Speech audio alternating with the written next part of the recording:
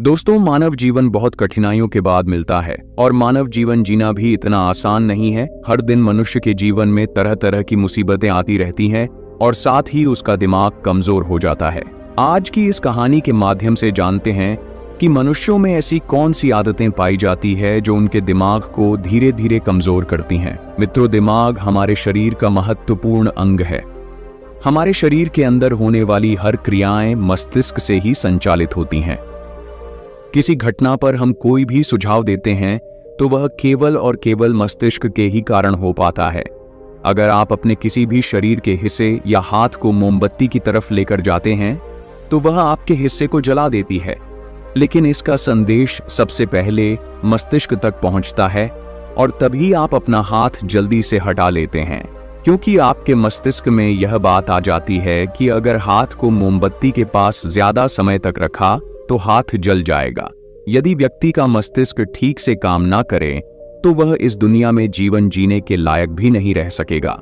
सभी जीवित प्राणियों में मस्तिष्क जन्म से होता है और इसका विकास उम्र के साथ होता रहता है, लेकिन कई बार हमसे जीवन में कुछ ऐसी गलतियां या आदतें बन जाती हैं जो हमारे मस्तिष्क को कमजोर करती हैं, और इन आदतों के लिए कोई और नहीं बल्कि हम स्वयं जिम्मेदार होते हैं। दोस्तों, महात्मा बुद्ध की शिक्षा हर किसी के जीवन को नई दिशा दे सकती है। एक समय की बात है, महात्मा बुद्ध अपने कुछ शिष्यों के साथ यात्रा पर जा रहे थे। चलते चलते वे एक जंगल के में पहुंचे और अंधेरा होने लगा। महात्मा बुद्ध और उनके शिष्यों ने निर्णय लिया कि आज की रात वे यहीं पर बिताएंगे और कल सुबह होते ही आगे की यात्रा पर निकलेंगे। उन सभी शिष्यों में से बुद्ध के एक परम शिष्य भी थे जो कि कद में नाटे और बहुत भोले भाले थे। सभी शिष्यों में से इस शिष्य की आदत बिल्कुल अलग थी। जहां सभी लोग 7 से 8 घंटे की नींद लेते थे, यह महाशय केवल 3 घंटे ही सोते थे। इनका मानना था कि जो लोग अधिक सोते हैं वह आलसी होते हैं। महात्मा बुद्ध के इस शिष्य को भोजन करना बहुत अधिक पसंद था। जब वे भोजन करने बैठते थे तो अन्य सभी शिष्यों के हिस्से का भी भोजन कर लेते थे। इसी प्रकार उनकी कई ऐसी आदतें थीं जो अन्य शिष्यों को परेशानी में डाल देती थीं।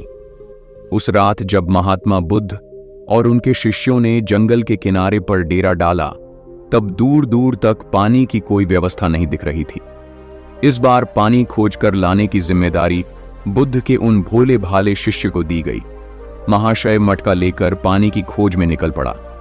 उसका शरीर पहले से थका हुआ था। काफी सोच विचार करते करते और चलते चलते आखिरकार उसे तालाब दिख गया। उसने तालाब से मटके में पानी भरा और पानी लेकर जैसे ही आगे बढ़ा, वहीं पर चक्कर खाकर गिर पड़ा। उधर महात्मा बुद्ध और उनके अन्य शिष्य उनकी प्रतीक्षा करते रहे। जब प्रतीक्षा में पूरी रात बीत गई, तब अगली सुबह महात्मा बुद्ध स्वयं अन्य शिष्यों के साथ अपने उस शिष्य की खोज में निकल गए जो रात से वापस नहीं लौटा था। सभी लोग उसे खोजते हुए तालाब के पास पहुंचे और मूर्छित हुए शिष्य को होश में लाने का प्रयास किया। जब वह शिष्य होश में आया और महात्मा बुद्ध को अपने सामने देखा तो चौंक गया। उसे कुछ भी याद नहीं था कि वह तालाब के पास क्या कर रहा है। उसके इस व्यवहार को देखकर अन्य सभी शिष्य उस पर हंसने लगे और उसे मंद बुद्धि कहकर चिढ़ाने लगे। वह भोला भाला शिष्य वहीं पर रोने लगा और कहने लगे कि हाँ, मैं मंद बुद्धि हूं। तब महात्मा बुद्ध ने सभी को शांत कराया और अपने शिष्य को समझाते हुए बोले कि हम सभी ने देखा है, तुम्हारी आदतें अन्य मनुष्यों से बिल्कुल अलग हैं। तुम बहुत कम सोते हो और बहुत अधिक खाते हो। मैंने तुम्हारे अंदर एक नकारात्मक जीव को महसूस किया है जो तुम्हारे मस्तिष्क को दिन रात कमजोर कर रही है। तब वह शिष्य और अधिक तेज से रोने लगा और कहने लगे कि गुरुदेव, अब आप भी मुझे मंद बुद्धि कह रहे हैं। तब महात्मा बुद्ध ने कहा कि नहीं, ऐसा नहीं है। तुम एक होशियार और बुद्धिमान मनुष्य हो, किंतु तुमने कुछ ऐसी आदतों को पाल रखा है जिसके कारण तुम्हारा मस्तिष्क कमजोर हो रहा है। तब शिष्य ने कहा कि हे गुरुदेव, ऐसी कौन सी आदतें हैं जिनसे मनुष्य का मस्तिष्क कमजोर होता है? तब महात्मा बुद्ध ने कहा कि आज मैं तुम्हें बताता हूं कि ऐसी कौन सी आदत है जो मनुष्य के मस्तिष्क को कमजोर करती है। मेरी बात को सभी लोग ध्यान से सुनना।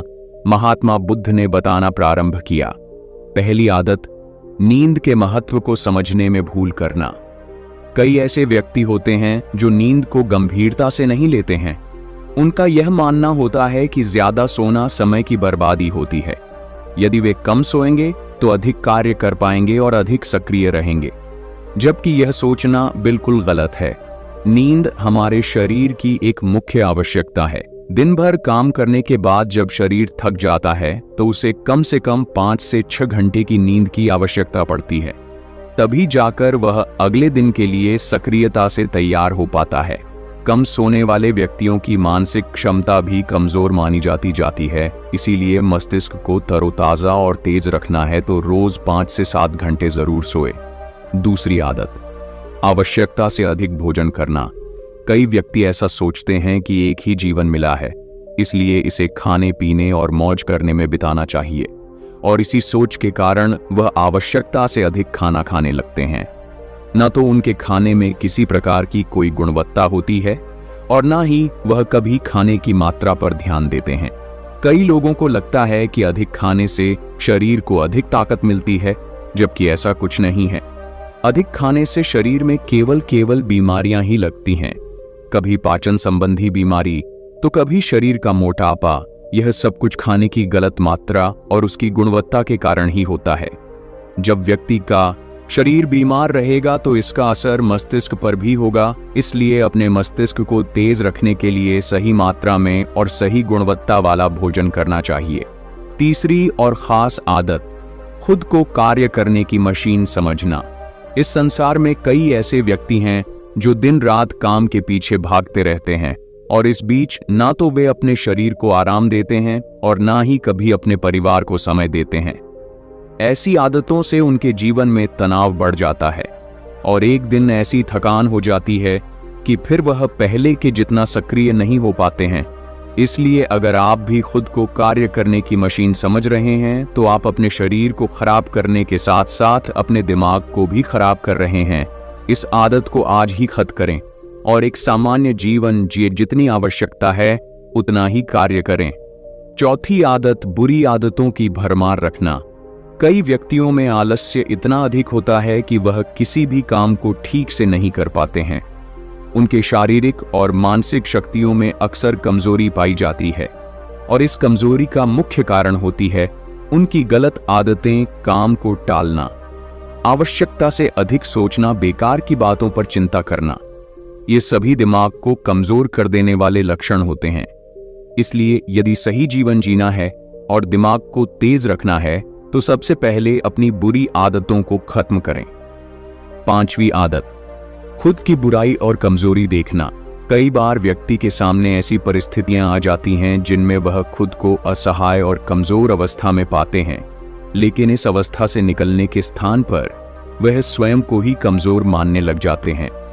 खुद की बुराई करना और खुद को कमजोर देखना इंसान की सबसे बड़ी गलती होती है। यह कार्य जीवन में कभी नहीं करना चाहिए, क्योंकि यह आपके जीवन की प्रगति में बाधा बनती है। इससे आपके मानसिक स्वास्थ्य को हानि पहुंचती है, आत्मविश्वास में कमी आती है। अपने दिमाग को तेज बनाए रखने के लिए खुद की बुराई कभी दूसरों के सामने नहीं करनी चाहिए, या स्वयं ही स्वयं की बुराई कभी नहीं करनी चाहिए। स्वयं को सकारात्मक बातें बोलनी चाहिए ताकि दिमाग सही दिशा में कार्य कर सके। छठी आदत, दिमाग में अतीत की नकारात्मक बातों को इकट्ठा रखना। कई बार व्यक्ति के जीवन में कुछ ऐसी अप्रिय घटनाएं हो जाती हैं जिन्हें वह चाहकर भी नहीं भुला पाते हैं, लेकिन एक सत्य यह भी है कि आप पीछे के समय में जाकर उस घटना को नहीं बदल सकते हैं। वह समय तो बीत चुका है और उसका जो भी प्रभाव आपके जीवन पर पड़ने वाला था वह पड़ चुका है। तो फिर दिमाग में अतीत की यादों को रखना कूड़ा इकट्ठा करने के समान ही होता है। जब अधिक कूड़ा इकट्ठा हो जाता है तो उसमें से बदबू आने लगती है और वह सड़ने लगते हैं। दिमाग के साथ भी कुछ ऐसा ही है। आप जितना अधिक पुरानी बातों को और नकारात्मक बातों को इकट्ठा रखेंगे वह आपको उतना ही अधिक परेशान करेगी। इसलिए जीवन में हमेशा आगे की ओर देखना चाहिए और पुरानी बातों से जितना जल्दी हो सके पीछा छुड़ाना चाहिए। सातवीं आदत, दूसरों से अधिक उम्मीदें रखना। संसार में एक से एक दयालु और सच्चे व्यक्ति हैं जिन्होंने सभी की सहायता की है, किंतु कई बार हम अपने आचरण के कारण दूसरों से भी आशाएं लगा लेते हैं कि वह भी हमारी सहायता करेंगे, और जब वह हमारी सहायता नहीं करते हैं तो हमें कष्ट पहुंचता है। इस संसार में कोई किसी का नहीं है, इसलिए दूसरों से आशाएं लगाना आज ही बंद कर दीजिए। कोई आपकी अपेक्षाओं को पूर्ण नहीं करने वाला है। यह आदत आपके दिमाग को कमजोर बनाती है। यदि अपेक्षाएं करनी है तो स्वयं से अपेक्षा करो ताकि जीवन में कुछ बड़ा कर सको। दूसरों से अपेक्षा तो केवल और केवल दुख ही देती है। 8वीं आदत, बुरे लोगों का साथ नहीं छोड़ पाना।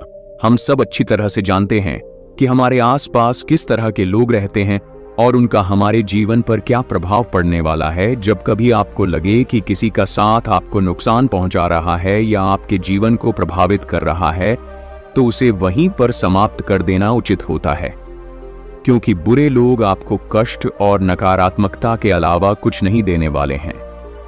ऐसे लोगों से दूरी बनाकर ही जीवन में सफलता पाई जा सकती है, किंतु कई बार ऐसा होता है कि वह हमारे करीबी होते हैं और हम चाहकर भी उनसे पीछा नहीं छुड़ा सकते। भले ही हम उन्हें अपने जीवन से निकाल नहीं सकते, लेकिन उनसे दूरी बनाकर अवश्य रह सकते हैं। बुरे लोग आपके दिमाग को प्रभावित करते हैं, इसलिए दिमाग को सही रखने के लिए ऐसे लोगों के संपर्क में बिल्कुल ना रहे। 9वीं आदत, स्वयं की गलतियों को अनदेखा करना। कई बार व्यक्ति से यदि कोई गलती हो जाए तो वह उसे पूरी तरह से अनदेखा करते हैं और जिम्मेदारी लेने से बचते हैं, जबकि यह आदत आपके जीवन को असफलता की ओर ले जाती है। कभी भी यदि आपसे गलती हो जाए तो उसे पूरे मन से स्वीकार कर लेना चाहिए, साथ ही क्षमा मांग लेनी चाहिए। इस संसार में पश्चाताप से बड़ी कोई क्षमा नहीं होती है। यदि गलती करने के बाद आपको सच्चे दिल से पश्चाताप है तो उसका पाप आपको कभी नहीं लगता। जो व्यक्ति जिम्मेदारी लेने से डर लड़ते हैं वह दिमाग से कमजोर होते हैं, जबकि सच्चाई के साथ सभी का सामना करने वाला व्यक्ति अधिक हिम्मती और दिमाग से तेज होता है। 10वीं आदत, अपनी असफलताओं के लिए दूसरों को जिम्मेदार मानना। सफलता और असफलता एक ही सिक्के की दो पहलू हैं। दोनों ही परिस्थितियों में हमें स्वयं इस बात का आकलन करना चाहिए कि यह सफलता या असफलता हमारे जीवन की महत्वपूर्ण घटना है और इसकी सारी जिम्मेदारी हमारी है। कई बार यदि हम किसी काम में असफल हो जाते हैं तो हम उसके लिए अपने माता पिता, गुरु इत्यादि को जिम्मेदार मानने लगते हैं। यह आदतें आपके दिमाग से कमजोर बनाती हैं। कभी भी अपनी असफलता के लिए दूसरों को जिम्मेदार नहीं बनाना चाहिए, बल्कि स्वयं की मेहनत पर विश्वास रखना चाहिए। इस प्रकार बुद्ध ने उस व्यक्ति को ऐसी आदतें बताईं जो उसके दिमाग को दिन रात कमजोर कर रही थीं। उस व्यक्ति ने सच्चे मन से बुद्ध को बताया कि हाँ, यह सब उसकी आदतें हैं और वह अपनी इन गलत आदतों के लिए स्वयं को जिम्मेदार मानता है। साथ ही वह वादा करता है कि वह इन सभी गलत आदतों से छुटकारा पाने के लिए पूरा प्रयास करेगा। तो दोस्तों, मुझे पूरी आशा है कि इस कहानी से आपको शिक्षा मिली होगी और इस मोटिवेशनल स्टोरी से आपको प्रेरणा मिली होगी। चैनल टाइम इंस्पायर्ड को सब्सक्राइब करना ना भूले। मिलते हैं एक नई वीडियो के साथ। और आपको मानसिक रूप से मजबूत बनना है तो हमारे इस चैनल पर यह वीडियो देखना ना भूले। वीडियो का लिंक आपको कमेंट्स सेक्शन में पिन मिलेगा। धन्यवाद।